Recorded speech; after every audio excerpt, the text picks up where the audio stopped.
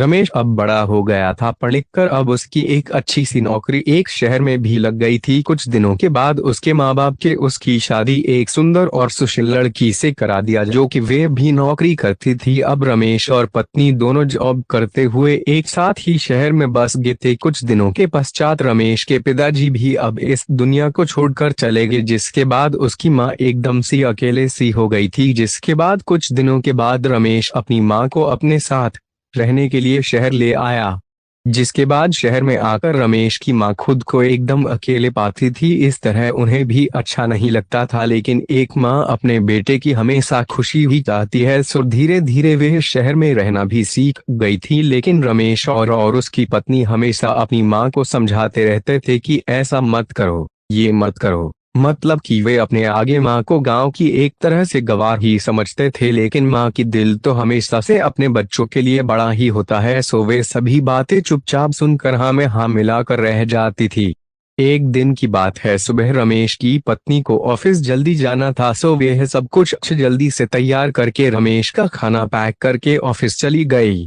फिर इसके बाद रमेश भी जल्दी जल्दी तैयार होकर ऑफिस निकल गया था। फिर कुछ समय बाद रमेश की माँ ने देखा कि उसका बेटा तो खाने का लंच बॉक्स तो घर पर ही भूल गया है, तो माँ ने बिना देर करते हुए फटाफट ऑफिस पहुंच गई और पास में एक कुर्सी पर बैठ गई, क्योंकि कंपनी में बाहर के व्यक्तियों को अंदर जाने के लिए मना था।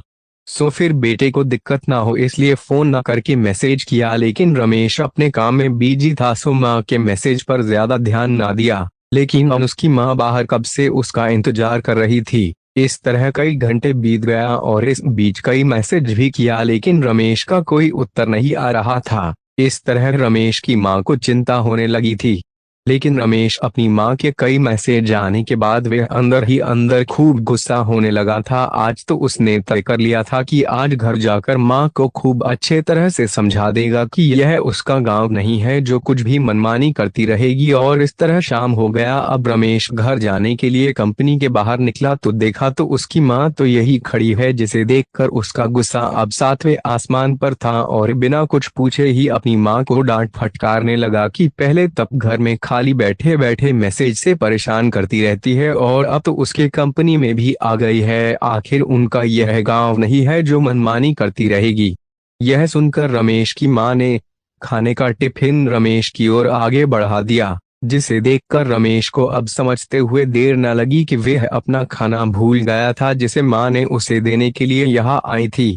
इसके बाद रमेश की मां बोली, बेटा भले ही तुम बड़े हो गए हो, बड़े शहर में रहने लगे हो, भले ही अच्छे बुरे की ज्यादा समझ आ गई हो, लेकिन मेरे लिए आज भी मेरे कलेजे का टुकड़ा ही हो, जिसे मैंने बचपन से लेकर आज तक पालते हुए आ रही हो। रमेश को अब आंखें खुल चुकी थी कि आखिर उसकी माँ उसकी परवाह करते हुए खाना लेकर आई थी, जिसे वह बिना सोचे समझे अपनी माँ को ही डांटे जा रहा था। अब वह अपने किए हुए पर बहुत पछतावा हो रहा था, जिसे देखकर माँ ने उसे एक बार फिर से अपने गले लगा लिया। और इस तरह रमेश अब आगे से खुद को माँ के लिए बदल लिया था। अब उनकी पहले से ज्यादा अच्छे से देखभाल करने लगा था, जिसके बाद माँ को अब शहर भी अच्छा लगने लगा था, क्योंकि अब उसका बेटा फिर से उसे मिल गया था। कहानी से शिक्षा। इस कहानी से यही शिक्षा मिलती है कि एक तरफ जहां हम पढ़ लिख कर खुद को ज्यादा ही समझदार समझने लगते थे, जिससे जाने अनजाने में माता पिता के बातों को गलत साबित करने में लग जाते हैं, लेकिन हम सभी यह भूल जाते हैं जिस माँ बाप ने अपने बच्चों को खुशियों के लिए अपनी खुशियों तक का त्याग कर दिए हो, वो भला माँ बाप अपने बच्चों का